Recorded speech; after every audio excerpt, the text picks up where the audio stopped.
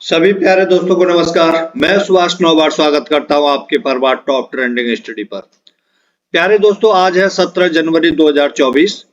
इस वीडियो में हम फिजिक्स के 50 इंपॉर्टेंट क्वेश्चंस को डिस्कस करेंगे जो आगामी परीक्षा उत्तर प्रदेश पुलिस भर्ती हेड रेडियो ऑपरेटर और असिस्टेंट ऑपरेटर के लिए वेरी इंपॉर्टेंट है। यह अपने क्रम में 18वीं वीडियो है। इससे पहले हम 17 वीडियो बना चुके हैं। यदि आपने वो नहीं देखी हैं तो उन्हें जरूर देख लें। सभी इंपॉर्टेंट क्वेश्चन है, प्रीवियस ईयर में आए हुए अलग अलग एग्जामों से मैं क्वेश्चंस ले रहा हूं जो आपके लिए वेरी इंपॉर्टेंट है। शुरू करते हैं प्यारे दोस्तों। यदि आप चैनल पर नए हैं तो चैनल को सब्सक्राइब कर लेना, वीडियो को लाइक करना और बेल आइकन को दबा लेना जिससे आने वाली वीडियो का नोटिफिकेशन आपको मिलता रहे। शुरू करते हैं। पहला क्वेश्चन है, गैस अणुवत सिद्धांत के अनुसार परम शून्य तापमान की प्राप्ति तभी होती है जब ऑप्शन ए है गैस का आयतन शून्य हो, ऑप्शन बी है गैस का दाब शून्य हो, ऑप्शन सी है अणुओं की गतिज ऊर्जा शून्य हो, ऑप्शन डी है गैस का विशिष्ट ऊष्मा शून्य हो। कौन सा ऑप्शन सही रहेगा? ऑप्शन सी सही है, अणुओं की गतिज ऊर्जा शून्य हो। गैस अणुवत सिद्धांत के अनुसार परम शून्य तापमान की प्राप्ति तभी होती है जब अणुओं की गतिज ऊर्जा शून्य हो। नेक्स्ट क्वेश्चन है, केल्विन पैमाने का मानक कक्षीय तापमान कितना होता है? इंपॉर्टेंट क्वेश्चन है, सरल है लेकिन इंपॉर्टेंट है, आता रहता है एग्जाम में। ठीक है, पेन ले लेता हूं। इंपॉर्टेंट क्वेश्चन है, इंपॉर्टेंट लगा लेना इसको, वेरी इंपॉर्टेंट। ठीक है, तो इसका ऑप्शन सी सही हो जाएगा, 273 केल्विन। नेक्स्ट क्वेश्चन है, एक एल्कोहल का क्वथनांक 78 डिग्री सेंटीग्रेड है, केल्विन पैमाने पर तापमान कितना होगा? क्या होगा? 273 प्लस 78, 8 और 3 11, 1 7 और 7 14, 1 15 और 3 351 केल्विन। ऑप्शन डी सही हो जाएगा। नेक्स्ट क्वेश्चन है, स्थिर अवस्था में ऊष्मा प्रवाह का तात्पर्य क्या है? तीनों ऑप्शनों को पढ़ो और मैं फिर आंसर बताता हूं।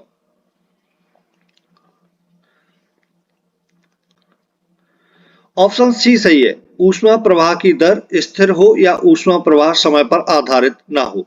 स्थिर अवस्था में ऊष्मा प्रवाह का तात्पर्य है ऊष्मा प्रवाह की दर स्थिर हो या ऊष्मा प्रवाह समय पर आधारित ना हो।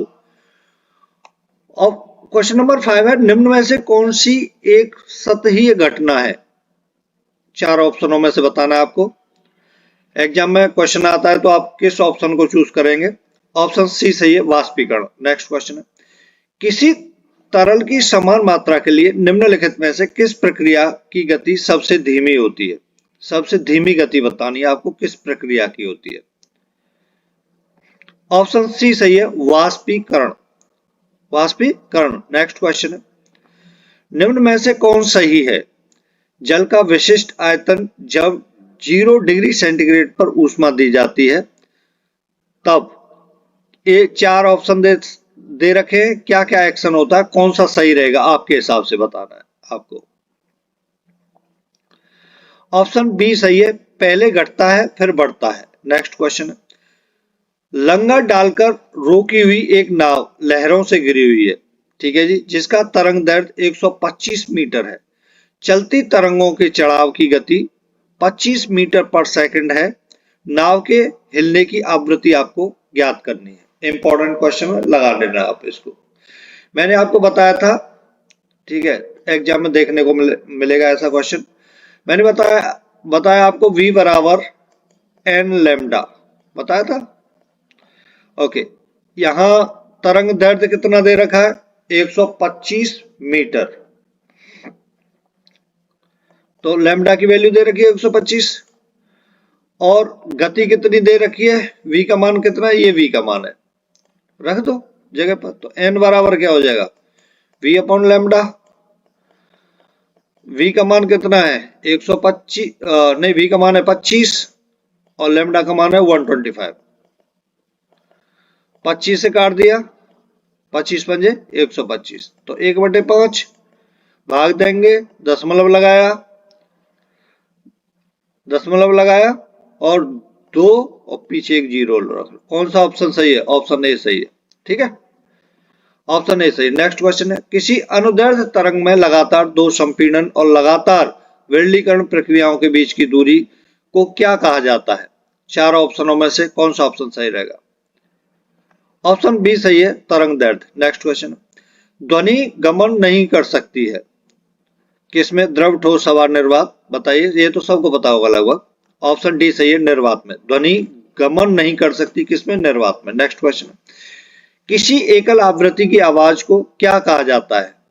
किसी एकल आवृत्ति की आवाज को क्या कहा जाता है? सभी प्रीवियस ईयर में आए हुए क्वेश्चंस हैं ये, ठीक है।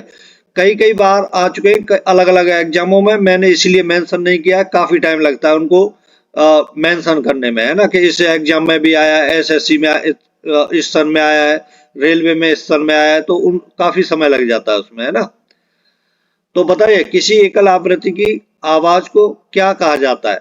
ऑप्शन सी सही है, टोन। नेक्स्ट क्वेश्चन, मनुष्यों के लिए श्रव्य ध्वनि की आवृत्ति की रेंज कितनी होती है? ये क्वेश्चन एसएससी वाले में सेट करा रहा था, उसमें भी 2-3 एग्जामों में आया हुआ है, एसएससी सीपीओ, एसएससी सीएचएसएल और सीजीएल में भी। इंपॉर्टेंट क्वेश्चन है, इसको आपको रट लेना है। जिस बच्चे को नहीं पता है वो तो सही है, सी ऑप्शन सही हो जाएगा, ठीक है। 16 से 20 किलो के ध्यान रखना है आपको, ठीक है, इसका KHZ किलो हर्ट्ज, ठीक है। नेक्स्ट क्वेश्चन है, एक प्रतिध्वनि 30 सेकंड में वापस आ जाती है। ओके, यह ध्वनि की गति 342 मीटर पर सेकंड है, तो स्रोत से परावर्तन सतह की दूरी आपको ज्ञात करनी है, मतलब डी ज्ञात करना है। तो मैंने आपको बताया था, इंपॉर्टेंट क्वेश्चन है ये भी, मैंने आपको बताया था दूरी बराबर क्या होता है? दूरी बराबर, ये तो सब बच्चों ने पढ़ रखा होगा भाई, है ना। दूरी बराबर स्पीड मतलब चाल गुणा समय होता है। अब इससे ही निकाल लेंगे हम, इससे। ये क्या दे रखा है? टाइम, समय 342 मीटर पर सेकंड, ये क्या है? चाल है, ये भी दे रखा है, ठीक है, निकाल लो। दूरी निकालना है तो 3 सेकंड, चाल कितने? 342, 342, 3 है भैया ये, और ये 2 है। तो यार दोबारा लिखता हूं, माउस से लिखा नहीं जाता ना। 242 गुणा 3, कुछ गलत हो रहा है?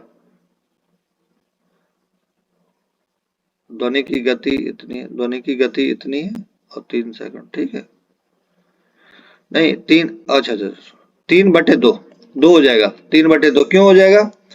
देखो, ये है, यहां तक आवाज गई, पूरा यहां से जाके लौटने में कितने? 3 मिनट लग रहे हैं, 3 मिनट लग रहे हैं, लेकिन हमें तो एक तरफ से लगाना है ना समय, एक तरफ से यहां तक, तो 3/2 हो जाएगा। तो 2 से ये काट दो, 2 एकम 2, 2 7 14, 2 एकम 2, 3 7 21 और 5, 513 हो गया भैया, 513 मीटर। ऑप्शन ए सही हो जाएगा, ठीक। नेक्स्ट क्वेश्चन, यदि दिए गए वेग पर किसी ध्वनि तरंग की आवृत्ति बढ़ाई जाए तो इसके तरंग दैर्ध्य पर क्या प्रभाव पड़ता है? बताइए चार ऑप्शनों में से।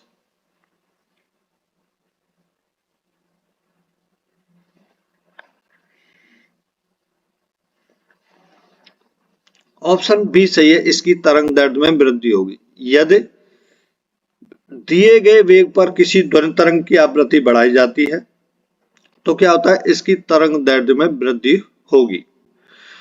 बी ऑप्शन सही है। नेक्स्ट क्वेश्चन है, एक ध्वनि तरंग में 3.5 किलो हर्ट्ज, किलो ध्यान रखना, किलो की आवृत्ति है और इसका तरंग दैर्ध्य 0.1 मीटर है, तो इसे 700 मीटर की दूरी तय करने में कितना समय लगेगा? ये क्वेश्चन आएगा एग्जाम में, ध्यान रखना, वेरी इंपॉर्टेंट है। देखो ये क्या दे रखा है?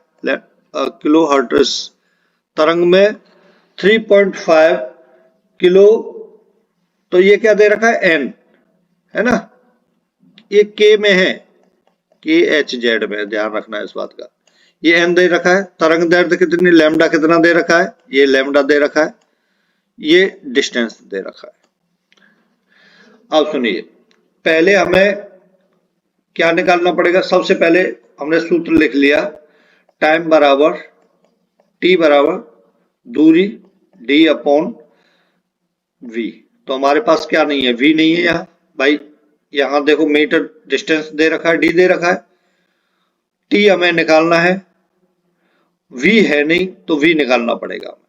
v बराबर n लैम्डा, n लैम्डा। अब n का मान कितना है, n का मान है जी 3.5 किलो हर्ट्ज। तो 3.5 किलो को हर्ट्ज में चेंज करेंगे तो 1000 का आप क्या कर देंगे, गुणा कर देंगे, और 0.1 इंटू 0.1, लैम्डा का मान 0.1 है। भाई हमें दशमलव से बहुत डर लगता है, दोनों दशमलवों को हटा दो, लेकिन ये 2 जीरो भी फिर चली जाएंगी। तो कितना आ गया, इस 10 का गुणा 35 में हो जाएगा 350।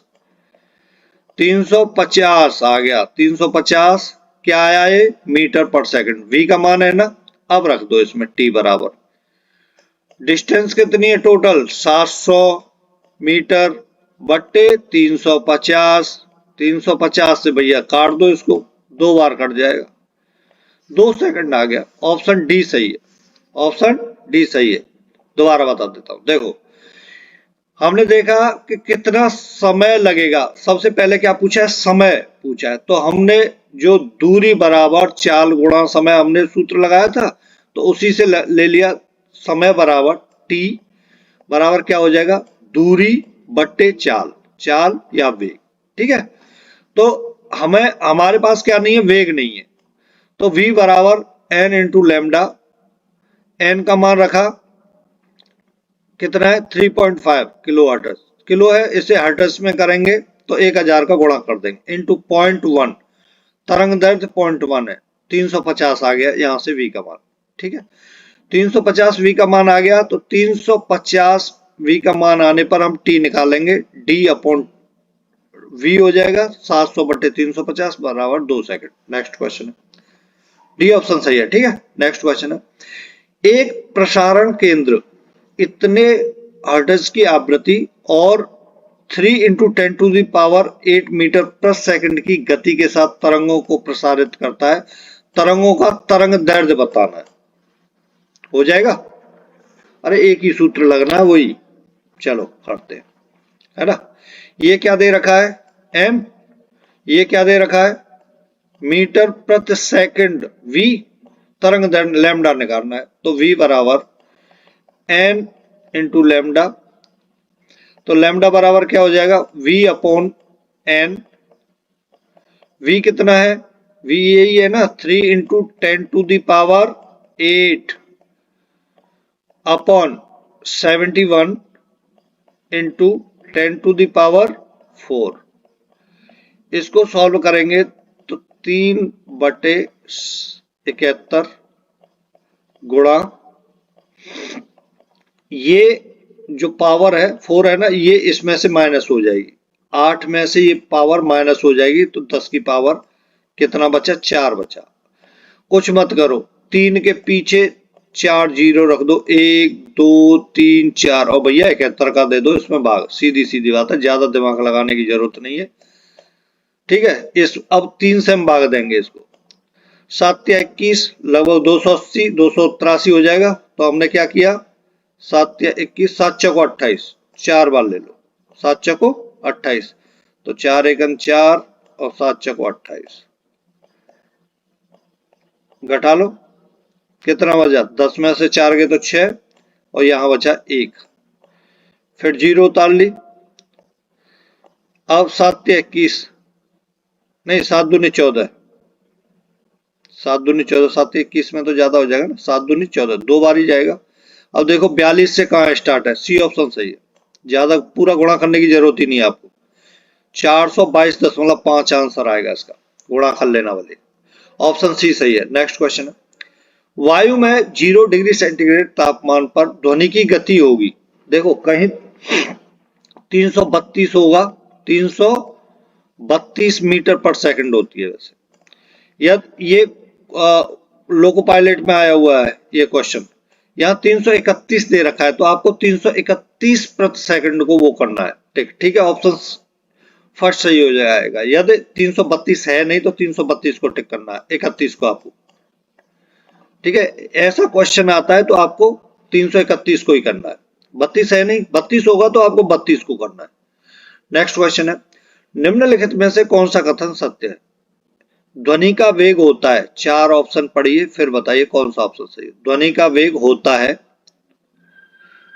पढ़ लिया, ऑप्शन डी सही है, सर्दियों की तुलना में गर्मियों में अधिक। ध्वनि का वेग होता है सर्दियों की तुलना में गर्मियों में अधिक। नेक्स्ट क्वेश्चन है, एक ध्वनि तरंग की आवृत्ति इतने है तथा तरंग दैर्ध्य 40 सेंटीमीटर है। ध्वनि तरंग द्वारा इतने दूरी तय करने में लगा समय आपको बताना है। वैसा ही क्वेश्चन है, वैसा ही क्वेश्चन है जो मैंने एक कराया था। ये क्या दे रखा है आपको एन दे रखा है, ये क्या दे रखा है लैम्डा दे रखा है ना। ध्वनि तरंग इतने, ये डी दे रखा है, ये डी है, आपको निकालना है वी। वी बराबर, भाई वी निकालना पड़ेगा पहले, वी बराबर n into lambda, n into lambda, गुणा कर लो भैया। 4K है, 4 इंटू 1000 इंटू लैम्डा का मान है 40 सेंटीमीटर। 40 सेंटीमीटर का मतलब 40 बटे, इसे मीटर में करना पड़ेगा, 100 का भाग दे दो, 2 जीरो से 2 जीरो कहीं, ठीक है जी। अब इसका गुणा इसमें करेंगे तो कितना हो जाएगा 1600, किस में आया ये मीटर पर सेकंड में, मीटर प्रति सेकंड। अब क्या निकालना है हमें, समय निकालना है। टी बराबर डिस्टेंस 3.2 किलोमीटर, 3.2 इंटू इसको भी मीटर करना पड़ेगा तो 1000 का इधर हो जाएगा गुणा बटे 1600, तो 2 जीरो से भैया 2 जीरो चली जाएगी और एक ये जीरो बचेगी, इससे ये दशमलव चला जाएगा, तो 16 से 32 कितना कट गया, 16 से 32 कट गया 2 बार, तो टाइम कितना आ गया 2 सेकंड आ गया। 2 सेकंड कौन से ऑप्शन में, ऑप्शन सी सही है, ठीक। नेक्स्ट क्वेश्चन है, रिक्त स्थान में सबसे उपयुक्त विकल्प भरें। ध्वनि की पिच इसके डैश पर निर्भर करती है, बताइए। ऑप्शन ए सही है, आवृत्ति पर निर्भर करती है। ध्वनि की पिच इसके आवृत्ति पर निर्भर करती है। नेक्स्ट क्वेश्चन है, ध्वनि का तारत्व निर्भर करता है। ध्वनि का तारत्व किस पर निर्भर करता है? ऑप्शन सी सही है, आवृत्ति पर निर्भर करता है। नेक्स्ट क्वेश्चन, ध्वनि की दृढ़ता जो दोहरे प्रतिबिंब का परिणाम होती है, इसे क्या कहा जाता है? बताइए चार ऑप्शनों में से। ध्वनि की दृढ़ता जो दोहरे प्रतिबिंब का परिणाम होती है, इसे क्या कहा जाता है? ऑप्शन डी सही है, प्रतिध्वनि। नेक्स्ट क्वेश्चन है, मानव मस्तिष्क में ध्वनि की अनुगूंज कितनी देर तक कायम रहती है? मानव मस्तिष्क में ध्वनि की अनुगूंज कितनी देर तक कायम रहती है?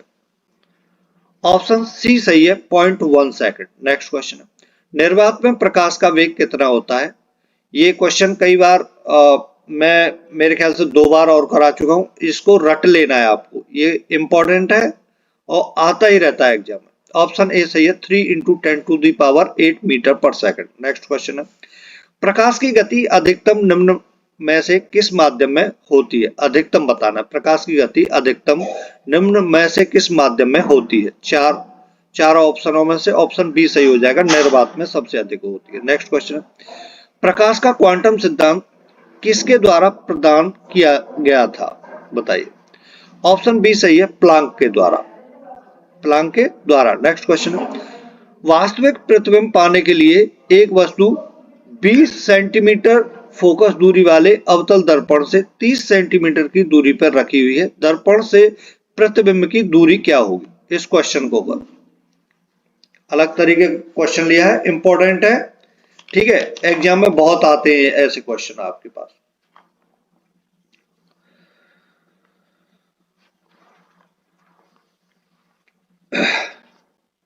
चलो करते, देखो अवतल दर्पण की जो फोकस है वो बाईं ओर होती है, आपको पता ही है, तो यहां क्या हो जाएगा, ये क्या दे रखा है, फोकस दूरी f, तो f बराबर क्या हो जाएगा, f बराबर माइनस की 20 सेंटीमीटर हो जाएगा, और u बराबर क्या होगा, u बराबर होगा -30 सेंटीमीटर, और हमें निकालना क्या है, हमें v निकालना है, v निकालना है। सूत्र क्या होता है आपको पता ही है, 1/f बराबर, भाई फिजिक्स पढ़ी है, तो ये सूत्र तो आपके लिए नॉर्मल है ना। तो 1 अपॉन हमें क्या निकालना v, तो 1 अपॉन v बराबर क्या हो जाएगा 1 upon f minus 1 upon u, 1 upon u मान रख दो 1 अपॉन -20 माइनस 1 अपॉन -30, करो सॉल्व इसको, क्या हुआ -1 अपॉन 20 प्लस 1 अपॉन 30, एलसीएम ले लो, कितना आया 60, 20 दिया 60 प्लस 30 दूनी 60 2, क्या आएगा -1 अपॉन 60, किसका मान आया 1 अपॉन v बराबर, तो v बराबर क्या आ जाएगा -60, 60 कहाँ है, ऑप्शन ए सही है। नेक्स्ट क्वेश्चन है अवतल दर्पण की वक्रता की त्रिज्या 30 सेंटीमीटर है, कार्टेशियन साइन कन्वेंशन के अनुसार इसकी फोकस लंबाई को किस तरह व्यक्त किया जाएगा, बताइए। फोकस लंबाई और वक्रता त्रिज्या के बीच क्या संबंध होता है, F equal to R upon 2, R upon 2, तो -30 अपॉन 2 कितना होगा -15 सेंटीमीटर। नेक्स्ट क्वेश्चन है गोलाकार दर्पण की वक्रता का केंद्र क्या होता है। 4 ऑप्शन दे रखे हैं, 4 ऑप्शनों में से एक ऑप्शन को चूज करना है आपको, कौन सा ऑप्शन सही है। ऑप्शन बी सही है, यह गोलाकार दर्पण का मध्य बिंदु होता है। नेक्स्ट क्वेश्चन है एक वक्रीय दर्पण जिसमें परावर्तन सतह अंदर की ओर वक्रीय होती है उसे कहा जाता है। 4 ऑप्शनों में से कौन सा ऑप्शन सही है। ऑप्शन ए सही है, अवतल दर्पण। एक वक्रीय दर्पण जिसमें परावर्तन सतह अंदर की ओर वक्रीय होती है उसे अवतल दर्पण कहा जाता है। नेक्स्ट क्वेश्चन है सर्च लाइट का परावर्तक कौन सा है। सर्च लाइट का परावर्तक 4 ऑप्शनों में से कौन सा है। ऑप्शन बी सही है, अवतल दर्पण। नेक्स्ट क्वेश्चन है गोलाकार दर्पण की प्रतिबिंबित सतह के केंद्र को क्या कहा जाता है। त्रिज्या, वक्रता का केंद्र, पोल, फोकस। ऑप्शन सी सही है, पोल कहा जाता है। गोलाकार दर्पण की प्रतिबिंबित सतह के केंद्र को पोल कहा या ध्रुव कहा जाता है। नेक्स्ट क्वेश्चन है यदि आप एक दर्पण में देखते हैं और पाते हैं कि छवि जो आपका परावर्तन है आपसे छोटा है तो दर्पण का प्रकार है कैसा, कैसा है। ऑप्शन डी सही है, उत्तल दर्पण है। नेक्स्ट क्वेश्चन है एक गोलीय दर्पण के परावर्ती पृष्ठ के मध्य एक बिंदु होता है जिसे डैश कहा जाता है, क्या कहा जाता है। ऑप्शन ए ध्रुव या पोल। नेक्स्ट क्वेश्चन है वाहनों की हेडलाइट में प्रयुक्त दर्पण कौन सा होता है। वाहनों की हेडलाइट में प्रयुक्त दर्पण कौन सा होता है। 4 ऑप्शनों में से आपको बताना है। ऑप्शन डी सही है, अवतल दर्पण। नेक्स्ट क्वेश्चन है एक अवतल दर्पण के वक्रता केंद्र पर एक वस्तु रखी गई है जिसका प्रतिबिंब कहाँ बनेगा, बताइए। इंपॉर्टेंट क्वेश्चन है ये, क्वेश्चन नंबर 36 वेरी इंपॉर्टेंट है। एक अवतल दर्पण के वक्रता केंद्र पर एक वस्तु रखी गई है, इसका प्रतिबिंब कहाँ बनेगा। ऑप्शन डी सही है, वक्रता केंद्र पर। नेक्स्ट क्वेश्चन है यदि किसी अवतल दर्पण पर आपतन का कोण 30 डिग्री हो तो परावर्तन कोण का मान क्या होता है। यदि किसी अवतल दर्पण पर आपतन का कोण 30 डिग्री हो तो परावर्तन के कोण का मान क्या होता है। ऑप्शन बी सही है, 30 डिग्री होता है। ऑप्शन बी सही है। नेक्स्ट क्वेश्चन है यदि किसी वस्तु की अवतल दर्पण के वक्रता के केंद्र पर रखा जाता है तो इसका प्रतिबिंब ऐसा बनेगा। 4 ऑप्शनों में से आपको बताना है कैसा बनेगा। ऑप्शन बी सही है, वास्तविक और समान आकार का। नेक्स्ट क्वेश्चन है किसी गोलाकार दर्पण की परावर्तक सतह के व्यास को क्या कहा जाता है। किसी गोलाकार दर्पण की परावर्तक सतह के व्यास को क्या कहा जाता है। ऑप्शन ए सही है, छेद कहा जाता है। नेक्स्ट क्वेश्चन है 20 सेंटीमीटर की वक्रता के त्रिज्या वाले एक अवतल दर्पण की फोकस दूरी होगी। 20 सेंटीमीटर की वक्रता के त्रिज्या वाले एक अवतल दर्पण की फोकस दूरी होगी, तो फोकस दूरी क्या होगी, आर अपॉन फोकस दूरी क्या होगा, एफ बराबर बताते हैं, अरे कहाँ गया माउस, एफ बराबर r/2। r कितना है? r/2। r कितना है? सॉरी, 20/2 बराबर 10। ऑप्शन डी सही है। ठीक है, सभी इंपॉर्टेंट क्वेश्चन है, मैं रिवीजन करा रहा हूँ। परिभाषा किसी की इसलिए नहीं बता रहा हूँ, आप भाई आप पता नहीं किससे पढ़े हैं, मैं मतलब दूसरे तरीके से परिभाषा बताऊं, आप पढ़े दूसरे तरीके से, आप कंफ्यूज हो जाए। मैं रिवीजन करा रहा हूँ, क्वेश्चन तो लगभग सब एक जैसे ही कराते हैं, इसलिए मैं क्वेश्चनों को कराता चल रहा हूँ। ठीक है ना, क्योंकि इस समय पर आपके माइंड में यदि कंफ्यूजन होगा तो वो सही नहीं है, इसीलिए मैं परिभाषा या उससे संबंधित और जो बातें हैं वो कुछ नहीं बता रहा, क्यों कंफ्यूजन आपके माइंड में पैदा हो जाएगा। मैं केवल क्वेश्चन करा रहा हूं। ठीक है, और ऑप्शंस आपको याद रखने कि जिस तरीके से मैं टिक करके बता रहा हूं, इस तरीके का क्वेश्चन आता है, आप फटाफट फटाफट एग्जाम में कर सके। नेक्स्ट क्वेश्चन है, अवतल दर्पण का उपयोग यह नहीं है, चार ऑप्शनों में से बताना है अवतल दर्पण का उपयोग कौन सा नहीं है इनमें से। ऑप्शन सी सही है, रियर व्यू दर्पण के रूप में। अवतल दर्पण का उपयोग कौन सा नहीं है? रियर व्यू दर्पण के रूप में। नेक्स्ट क्वेश्चन है, निम्न में से कौन बिजली के कुचालक हैं? तीनों ए बी सी दे रखे हैं, इनमें से कौन कौन? माइका और क्वार्टज, धातु और रबर, धातु का माइका। ए और बी केवल सही है, ए और सी केवल सही है, बी और सी केवल सही है, केवल ए सही है। ऑप्शन डी सही है, केवल ए सही है, माइका और क्वार्टज। नेक्स्ट क्वेश्चन है, जब एक परपथ में कई प्रतिरोध श्रृंखला में जुड़े होते हैं तो करंट का मान बढ़ता है, कम होता है, आधा हो जाता है, एक ही रहता है? बताइए। ऑप्शन डी सही है, एक ही रहता है। नेक्स्ट क्वेश्चन है, वायु का निरपेक्ष अपवर्तक सूचकांक कितना है? वायु का निरपेक्ष अपवर्तक सूचकांक कितना है? ऑप्शन डी सही है, 1.0003। नेक्स्ट क्वेश्चन है, जब प्रकाश की किरण एक सघन माध्यम से विरल माध्यम में विचरण करती है तो यह झुकती है। चार ऑप्शन दे रखे हैं, चार ऑप्शनों में से आपको एक ऑप्शन चूज करना है, उसको टिक करना है। ऑप्शन डी सही है, अवलंब से दूर और तीव्र गति। नेक्स्ट क्वेश्चन है, एक वस्तु को 10 सेंटीमीटर की फोकस लंबाई वाले एक उत्तल लेंस के मुख्य अक्ष पर रखा जाता है। यदि लेंस से वस्तु की दूरी 30 सेंटीमीटर है तो प्रतिबिंब कितनी दूरी पर बनेगा? इंपॉर्टेंट क्वेश्चन लगा लेना। ठीक है, इंपॉर्टेंट क्वेश्चन है, बहुत आते हैं, जहां फिजिक्स के क्वेश्चन बनते हैं, न्यूमेरिकल्स आते हैं, वहां ये क्वेश्चन है इस तरीके का देखने को आपको मिलता ही मिलता है। ठीक है, तो क्या क्या दे रखा है हमें? फोकल लंबाई दे रखी है। ठीक है, फोकल लंबाई कितनी है? 10, एफ दे रखा है। उत्तल लेंस मुख्य अक्ष पर रखा जाता है, लेंस की वस्तु से दूरी दे रखी है, यू बराबर 30 सेंटीमीटर।